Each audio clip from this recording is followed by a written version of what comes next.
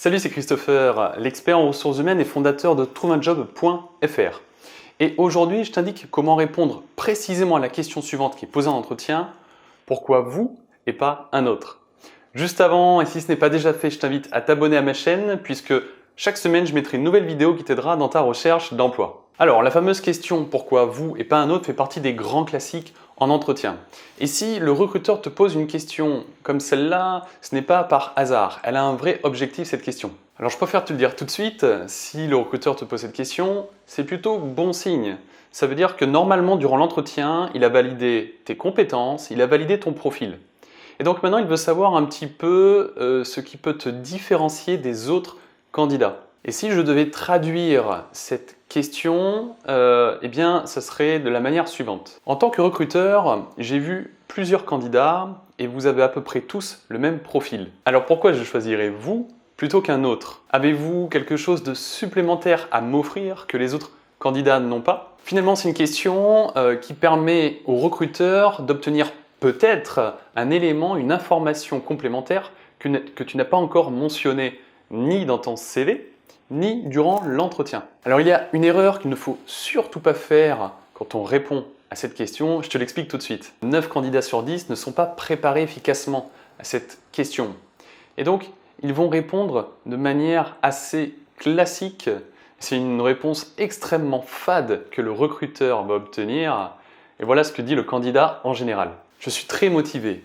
L'entreprise, les missions m'intéressent énormément et je mettrai à profit toutes les connaissances et les compétences que j'ai acquises durant ma formation et durant mes expériences professionnelles passées au sein de votre entreprise. Alors c'est une grave erreur de répondre de cette manière puisque comme je te l'ai dit un petit peu plus tôt, le recruteur souhaite obtenir une réponse, une information complémentaire qu'il n'a pas encore eue et peut-être une information qui va te démarquer des autres candidats. Or, en répondant de cette manière, tu sais que la plupart des candidats ont répondu ainsi. Ce qui fait que tu ne peux pas te démarquer des autres candidats. Et le recruteur ne va pas forcément avoir en tête ton profil. En tout cas, ta réponse ne va pas le marquer. Une deuxième erreur qui est faite et qu'il ne faut surtout pas reproduire, c'est que certains ont tendance à ne pas faire preuve de modestie. On a parfois des candidats qui répondent à cette fameuse question « Eh bien, je suis le meilleur, tout simplement. Donc, prenez-moi et je vous le montrerai. » Les recruteurs n'aiment pas les candidats qui ont un ego surdimensionné et qui sont beaucoup trop sûrs d'eux.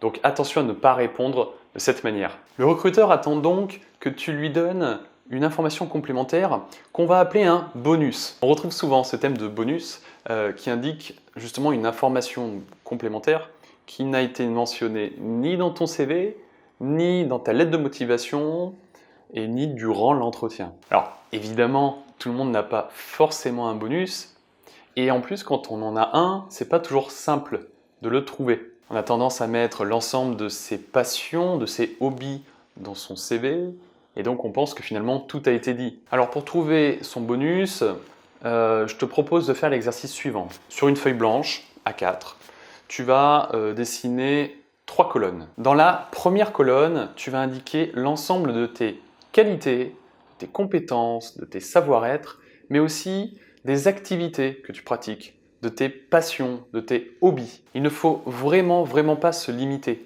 Il faut que tu notes tout ce qui te passe par la tête. Dans la seconde colonne, tu vas indiquer en une phrase quel est l'impact positif donc, de ce que tu as noté dans la première colonne, quel est son impact positif pour une entreprise ou pour le poste que tu convoites. Enfin, dans la troisième colonne, tu vas indiquer un deuxième élément positif que peut apporter donc l'élément que tu as mis dans la première colonne pour l'entreprise ou pour le poste. Une fois que tu as terminé cet exercice, tu prends les éléments de ta première colonne pour lesquels tu as pu remplir la colonne 2 et la colonne 3 facilement. Ce sont ces bonus-là qu'il faut privilégier durant l'entretien. Alors attention, ne jette pas à la poubelle tous les éléments de ta première colonne qui n'ont eu qu'un seul impact positif, puisque selon l'entretien, selon le recruteur, tu peux être amené aussi à lister d'autres éléments, d'autres bonus. Donc il faut les garder sous le coude. Si vraiment tu n'arrives pas à trouver de bonus, je vais te donner quelques exemples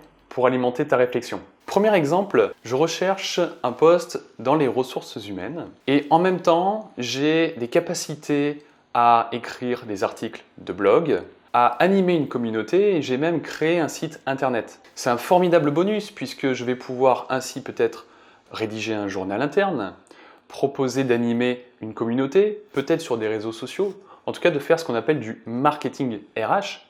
Et peut-être que ça me permettra d'attirer davantage de candidats quand je ferai des sessions de recrutement, par exemple. Exemple 2, Michel est ingénieur production. Il convoite un poste de responsable de production dans une entreprise qui fabrique des tuiles en terre cuite. Et il a aussi un double diplôme puisqu'il a un diplôme en droit du travail. Là aussi, ce bonus est très intéressant puisqu'il va animer une équipe d'ouvriers, d'employés, de techniciens, et il saura exactement ce qu'il peut dire, faire ou ne pas faire, selon la législation en vigueur, sur les durées de travail par exemple, durée minimum, durée maximum. Donc l'entreprise, c'est qu'elle va embaucher un manager qui a cette compétence technique et cette compétence managériale. Troisième exemple, Elodie convoite un poste d'ouvrière polyvalent en industrie, dans une usine, et ce métier est très éprouvant physiquement. C'est d'ailleurs un métier où il y a plus d'hommes que de femmes.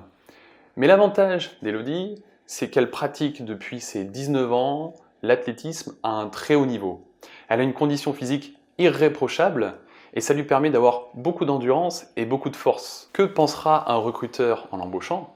Qu'elle a toutes les capacités physiques à assumer pleinement ce poste. Quatrième exemple, Sylvain postule pour un poste de technicien maintenance. Et il est passionné par le monde automobile.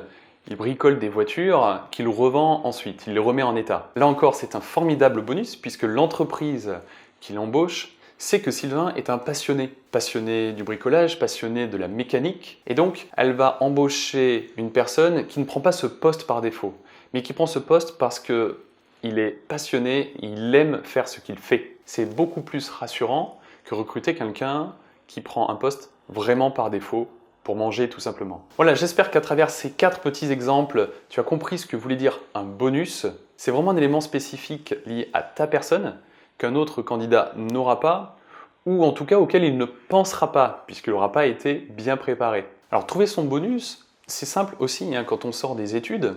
J'entends parfois certains me dire c'est impossible de trouver un bonus parce que j'ai peu d'expérience professionnelle, j'ai peu connu d'entreprise. Mais si tu regardes ma vidéo, tu comprends bien qu'un bonus n'est pas lié à l'expérience professionnelle. Un étudiant peut très bien avoir fait du sport à haut niveau, peut avoir des passions en lien avec le poste convoité, peut avoir des diplômes intéressants, des connaissances, des savoir-être qui vont s'avérer être un bonus. Donc là encore, un bonus n'a rien à voir avec l'expérience professionnelle. Dernier point avant de terminer cette vidéo, c'est un piège dans lequel beaucoup de candidats tombent, et notamment des étudiants, puisqu'ils pensent que des qualités comme une bonne résistance au stress, une grosse capacité de travail, une organisation efficace sont des qualités qui vont les démarquer des autres candidats. Eh bien non, ces qualités ne vont pas te démarquer des autres candidats, puisque tout le monde, en tout cas une grande partie des candidats en entretien vont justement citer ces qualités.